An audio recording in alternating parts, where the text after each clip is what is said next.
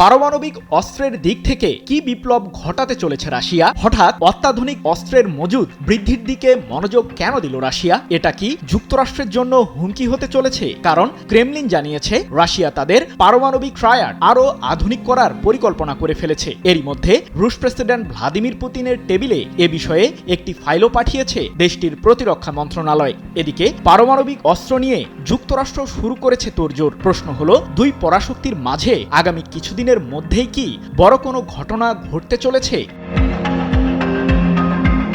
রাশিয়াকে নিজেদের জন্য সবচেয়ে বড় প্রতিদ্বন্দ্বী হিসেবে বিবেচনা করে যুক্তরাষ্ট্র। তাই তো সম্প্রতি নিজেদের পারমাণবিক অস্ত্রাগারের দিকে মনোযোগ দিয়েছেন মার্কিন প্রেসিডেন্ট ডোনাল্ড ট্রাম্প। এরই মধ্যে যুক্তরাষ্ট্রের সেনাবাহিনীকে পারমাণবিক অস্ত্রের পরীক্ষা চালানোর নির্দেশ দিয়েছেন তিনি, যাকে ঘিরে নতুন করে উত্তেজনা ছড়ায় বিশ্ব রাজনীতিতে। কারণ গত ৩০ বছরেরও বেশি সময় আগে এই অস্ত্রের সবশেষ পরীক্ষা চালিয়েছিল যুক্তরাষ্ট্র।